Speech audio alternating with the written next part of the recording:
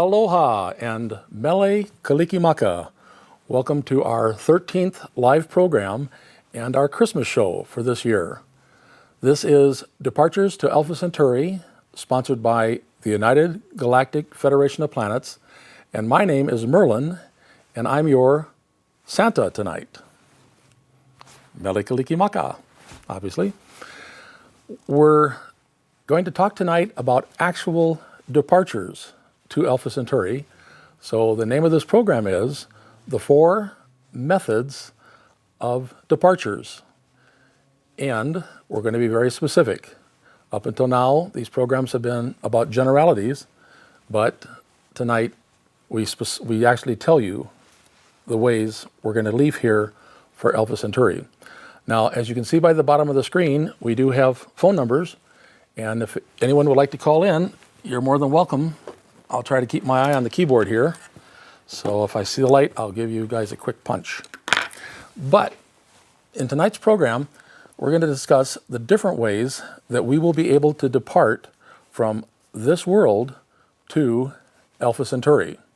Now, on the past 4 programs, I've talked to you about the arrival of ships in our world.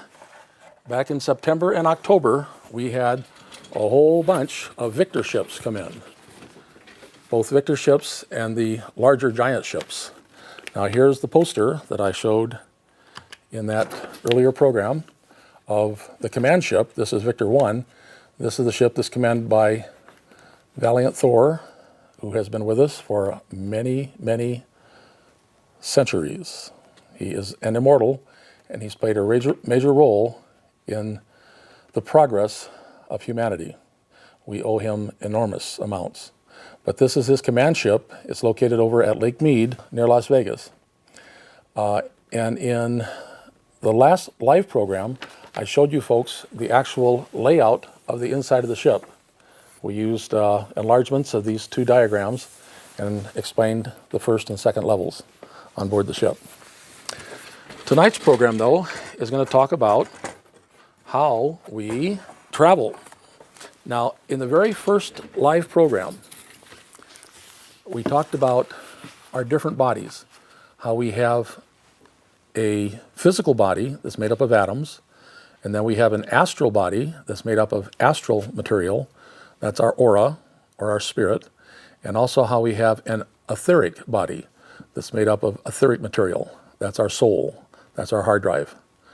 Well, here's another quick explanation of how astral travel and UFOs work. We exist on the physical plane. That's us. We are always visible. You can't be invisible if you're made up of atoms. And we are restricted in our travel to the speed of light. We have been told for many, many years that we can't go faster than the speed of light. Like my little ball back there. Well, we are now seeing UFOs by the thousands all over the planet. Those earlier programs I talked about, those earlier 4 programs, I showed you folks printouts from YouTube of reports of people who have had sightings of UFOs, and they are being seen on every continent, in every country, almost in every state. And I encourage all of you to go on YouTube and check them out, or just go on Google. All you have to put in is UFO, and then in the last couple months, maybe October, November, December, 2011, and you will get just unbelievable numbers of websites, of sites showing UFOs. Well, the UFOs are on the astral plane. This one over here, that's them, UFOs. Now, they can appear and disappear, and that's what they're doing. There's thousands of them in our world, and they're kind of giving us a show of force. They can appear as need be to let us know they're here, and then they can disappear. And what's even more amazing, they can appear from below. In other words, if you're on the ground looking up at them, you can see them above you, but they can be invisible from above. Planes and satellites can't see them, but we can see them from the ground looking up. And they can travel instantaneously. They can go anywhere in our galaxy, in the astral plane, instantaneously. It's like that. It's like the snap of a finger. They can go from this Earth, this solar system, to Alpha Centauri in the blink of an eye. And it happened in World War II. We had a ship that went from Philadelphia Harbor to Norfolk, Virginia in the blink of an eye. Our scientists actually stumbled upon astral plane travel. And the name of that ship was the USS Eldridge, and it stayed in Norfolk, Virginia for 15 minutes, and then poof, disappeared a second time and returned to Philadelphia. But that's when the horror story started, because some of the men had become part of the ship. Their bodies had actually become embedded in the deck or the bulkheads, and they were half men, half metal. And your body, you can't survive if half your body's metal. So the shore patrol, the Navy police, had to come on board and euthanize. They had to kill them, which is very sad. But that story is coming out more and more. The people that were involved in that in the 1943 were sworn to silence for decades. But most of them are now in their 80s and 90s, and they're coming out, and they're telling us the story. They no longer fear our government, so they're not afraid to tell the truth. And they even made a movie about it back in 1985 called The Philadelphia Experiment. In the case of that movie, the ship went from Philadelphia Harbor to the Nevada desert. They Hollywoodized it, fictionalized it. But at the end of the movie, you see the guys stuck in the deck. They did include that, which is very tragic. My heart goes out to their families.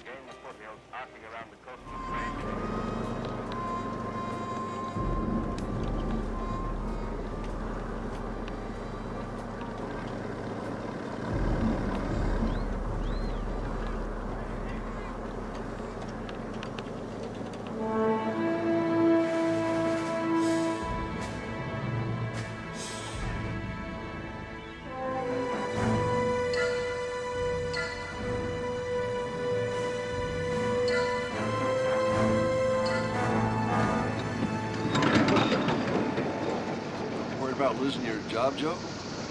I'll believe it when I see him do it. Well, we'll find out soon enough.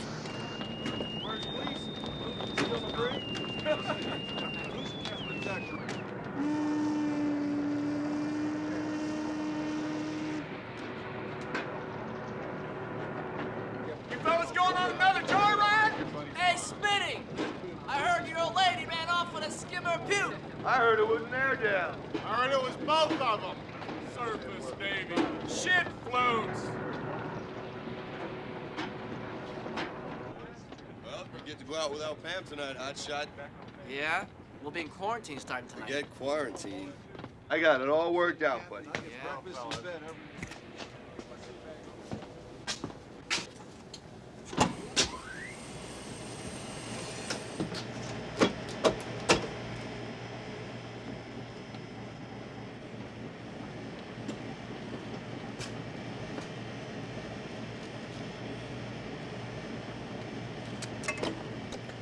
Good morning, gentlemen. Morning, sir. Everything in order? Yes, sir. Have you checked the communications link with shore? Yes, sir. Clear as a bell, sir. Now hear this. All visitors prepare to disembark. Set the special sea detail. Prepare to get underway.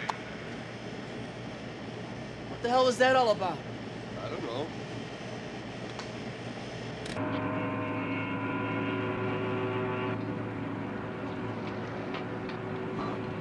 Stand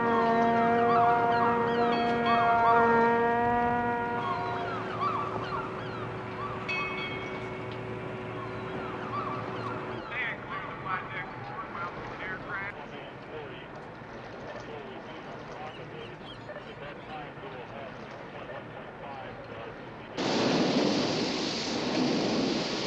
Now hear this. Secure the special sea and anchor details. Set the underway watch. Experimental details prepare for Rainbow 1.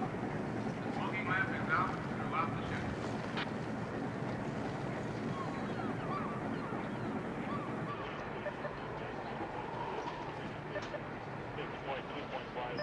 Boy, Roger out.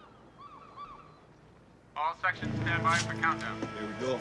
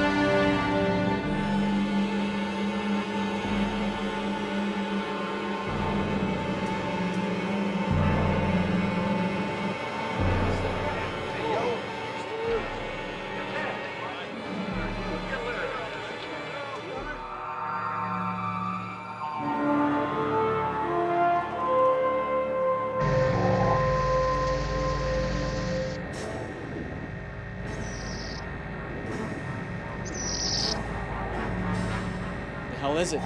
It's getting kind of spooky in here.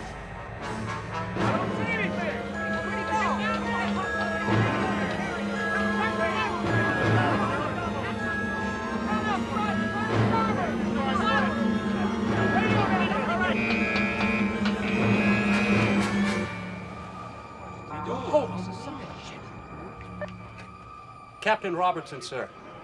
It's a cutter. They say the Eldridge has vanished. Of course she has. She's radar invisible. No, sir. She's really vanished. She's gone. Get me the captain of the Eldridge on the radio right away. It's impossible. Small boy, this is Sea Dog. Over. Small boy, this is Sea Dog. Shut her down. Tell the Eldridge to kill the generators. Tell them! They broke off communication, sir. Keep trying. Small boy, this is Sea Dog. Attention, all search and rescue personnel, stand by. Sea Dog. Repeat, all search and rescue personnel, stand by.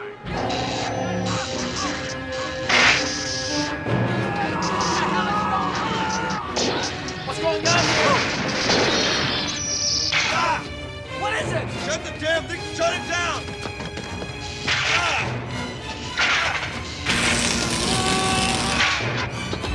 Jimmy! You all right? Okay. Get out of here! Let's get the hell out of here!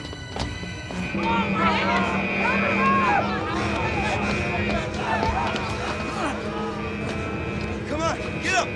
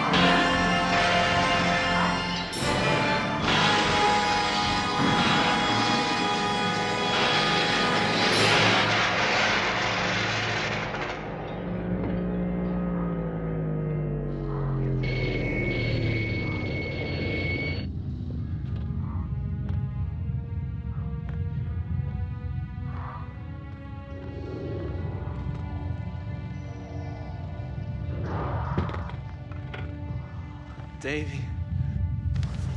What happened? Back on the ship. But the hospital. It's all over. You're gonna be all right now. But I gotta go, buddy. You gonna go back? I don't know. I just can't stay here. Will I ever see you again? One of these days. I promise you that. Look, I gotta go. Take it easy, buddy.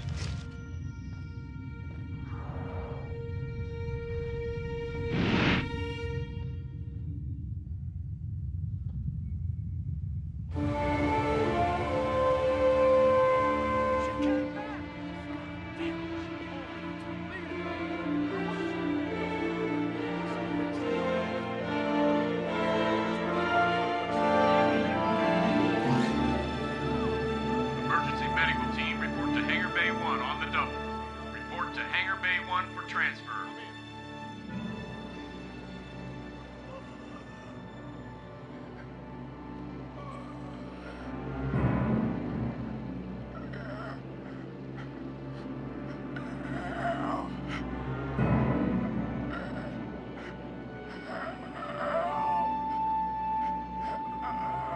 We're almost alongside. There's been a fire. It's still burning in some places. Get a camera. There are men moving about on the deck. They appear to be pretty badly burned. My God. There's a man. He's buried. He's in the steel. He's buried in the deck. He's... I can't describe it.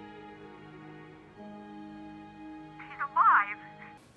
So, here's how UFOs can appear and disappear and travel anywhere in the blink of an eye. The speed of light is no longer a limit. And the key is, when we do this type of travel, what we do is to have our physical bodies, our atoms, bond to our astral material. And that way, when our astral body travels on the astral plane, the physical body goes along with it. Otherwise, your astral body would leave your physical body, and your physical body would go into a form of suspended animation. So let's get on to the rest of our story. When we are going to choose a method of departure, we have a whole series of choices. Now this is kind of big, so I'm going to have to peek over the top. And once again, let me remind everybody that this is a call-in show. So there's our phone numbers, should you decide to call in. I need to get a little taller. I'm going to move this chair up a hair. There we go. So here's our choices. If you're ready to be transported, and believe me, there will come a time when everyone will want to leave. Our Earth is in big trouble. There is an event coming in a year from now, a year and a few weeks. In fact, before I forget, this is the last live show of mine for 2011, and I won't have another live show until 6 weeks from today. It'll be on January 21st, 2012. But that will mark the beginning of the final year, our next live show. So here's your options of how to leave this world, and you'll notice there's a column for wearing clothes and returning. Well, if you walk on board the ship, you leave your clothes on. Don't have to take them off, but once you're there and have been transported, you can't come back. So there's no returning if you go by ship. The second way is to go in the arms of the angels. Now, you may have heard Sarah McLachlan's song, "In the Arms of the Angels." Well, yes, there are angels. This is a physical fact. There really are angels. If you listen to the last two live programs, we talked about that, how Dr. Frank Stranges read from the Dead Sea Scrolls and told the story of how angels played a major role in the Old Testament and the New Testament. And the angels are in the ships. We should know that, but we don't. It's been taken out of the Bible. But people can be transported, they can depart in the arms of the angels. And it's done with anywhere from 2 to 8 people, and you will have an equal number of angels. So if there's 2 people, you'll have 2 angels, and they stand in the center, and the angels wrap their arms around them. If you have 8 people, they will stand in a group, and the 8 angels will wrap their arms around them.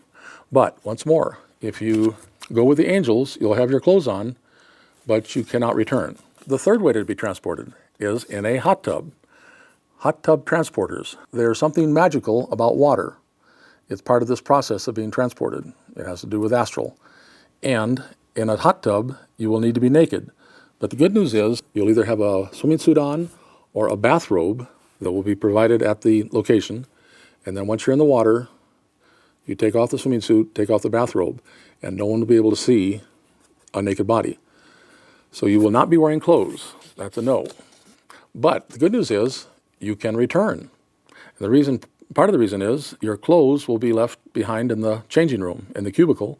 So when you come back, then you can put your clothes back on. And we hope many people will do that, because what we want are testimonials. We want people to say what it's been like to go to Alpha Centauri and come back. Plus, once you have accomplished that, once you've gone and come back using the hot tubs, then you can have what's called an individual transporter. And in the individual transporter, you keep your clothes on, and you can return in that same transporter. Well, let me show you what the transporter looks like. Here is a model of a transporter. Now, understand, this is a reduced size version, but you can see how it's made out of PVC pipes and fittings. This is a model, but it kind of gives you an idea of its proportions. And it's made up of these 1/2-inch PVC pipes, Schedule 40, T's and elbows, and it uses 2-foot and 3-foot pieces of Schedule 80 pipe. Plus it also has these little 1-foot extensions. Now I'm going to show you the full-size version of this. As I swing around here, you can now see this guy. This is our man-sized and woman-sized version of a transporter. Here are those 2-foot pipes, 3-foot pipes, and 1-foot pipes. If you can kind of get a general idea, it's very lightweight, it's easy to pick up, and I'll show you how we use it, how we put it on. Except the problem is, as you look at this, you can see that the bottom is 1 foot by 2 foot, and the top is also 1 foot by 2 foot, and the middle is 1 foot by 2 foot. But the problem is, I am not 1 foot through the middle, I'm a little bit bigger. So what we can do is to actually adjust this thing to be a little bit bigger. Now, as you can see what I'm doing, I'm taking off this middle piece. All you have to do is unscrew it, and luckily for us, one of our big box home improvement stores here in town, I can't say the name, but you can kind of guess, they sell these little extensions. This is a 2-inch extension that goes onto the 1-foot pipe, and by putting 2 extensions on this 1-foot pipe, I now have a pipe that is 16 inches instead of 12 inches, and that's just about the size of my belly. So the way we do this is we screw this guy into the fitting on one side. Now you can kind of start to see how this isn't proportional anymore. That side is 16 inches, this side is still 1 foot. So what we do is we unscrew this guy, and I'll put a 16-inch on this one as well. Anybody calling in? Nope, nobody's called yet. Give you guys a little closer view of what we're doing here. So I unscrew that one, and I unscrew this one. And then here's my longer. That's the 16-incher. So we stick it right there, and we screw it in. Now, anybody, after they've made the crossings in the hot tubs, can become an escort. And the point of all this is that you will be able to help others, and you no longer have to go in the hot tub. Once you're, you might say, qualified, then you can have your own transporter. These will be provided for free. You can go anywhere you want, and you can show people how we cross and how we come back. And you will literally disappear. Now here's how this works. When you put this thing on, you grab a hold of the sides, these sides right here, and just bring it up and roll it over the top of you, just like I'm doing. And then you put your head on the inside and drop it down. And you see my feet? The pipe is now behind my feet, so I step into the transporter. And voila, I'm ready to be transported. Plus, once you get to this point where you're now qualified to use the transporter, you will be given a communicator by our folks in the ships, and then you contact them whenever you're ready to be transported. Let me give you a side view of this. As you look at the other version, you can see how I fit nicely inside. Now, part of the reason for these transporters is that if you're going to be coming and going, you don't want to be coming back in a place where something else is in that place. So what you need is a protected space, and that's what these transporters provide, is once you set this up and you crossed Alpha Centauri, then when you come back, you'll be back in here. You don't have to worry about bumping into somebody. That would not be good. So that's our transporter. Very simple device, a lot of fun. So let me take this off and try not to hit my microphone. Our chief engineer doesn't want me to make funny noises. So there she is. Once again, you can kind of see the difference. When we started out, the center was 1 foot wide, and now it's 16. Now for those of you that are even bigger than me, which I wouldn't doubt, we can even go to a 2 foot side panel. This will be 2 feet, like that, and then the top and the bottom will also be 2 feet. So then it ends up actually being 2 feet square. It'll take up a little bit more space, but it'll make it easier for you guys to get in and out of it. And then on top of that, these can be taken apart in just a matter of a couple minutes. Everything is threaded, so it all kind of like screws together and makes for a very easy process of assembling and disassembling. So we'll put that back over there, get it out of our way. Anybody going to call tonight? Oh, I'm sorry. Let me give you a phone number. Those of you that are on the internet are welcome to call in, and those of you that are in our local area can see those numbers as well. We're down to our last 6 minutes of the program, and I should continue to tell you more about what's happening. I mentioned that a few programs back, I talked to you about the hot tubs. This picture is not very large, but these hot tubs will be unusual. They are made out of clear western red cedar, and they are held together with 3 metal hoops. The boards are beveled at an angle, so when this whole thing goes together, it's like a giant wine press, and the water is heated by a wood stove that's actually inside the hot tub. Now it's protected by a wood frame, so you can't touch it and burn yourself, but it's made up of marine aluminum, and it will heat the water like that. All it takes is one piece of oak, and that water gets right up to 104 degrees. And these hot tubs will be set up in clusters all around the locations where the crossings take place. They'll be kind of like a daisy. You'll have 6 6-foot hot tubs in a circle, and then in the center there will be an 8-foot hot tub, bigger than these 6-footers. Oh, we have a phone call. Let's catch this. Aloha. Hello there, how you doing? Just fine. Can I get your first name? Yeah, my name is Bill. Bill, thanks for calling. I saw you showed the transport device itself, but did you explain how it works? Right. Once you are inside the transporter, you will have a communicator, something like Star Trek, and you will tell the folks at Galactic Command that you're ready. And then, poof, and off you go. Where did you get this information? Ooh, that's a very good question. For the last 12 years, my wife and I have been part of a mission, you might call it. It sort of started when our house burned down in Hawaii back on August 30th of 2000. And from that time on, we have had an amazing ride. And I've been given information that could fill encyclopedias. I swear I could write 3 sets of encyclopedias. But it has to do with who my wife is. She's a 6th great-granddaughter of the first king of Hawaii, King Kamehameha.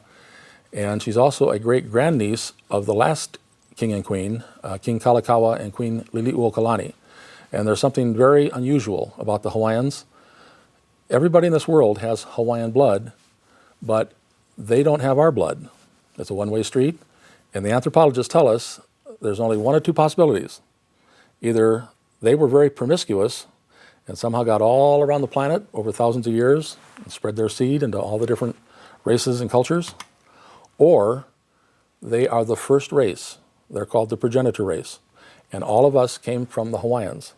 And then over thousands of years, they were able to keep their bloodline completely clear of anything else. And so today we could identify that they are the progenitor.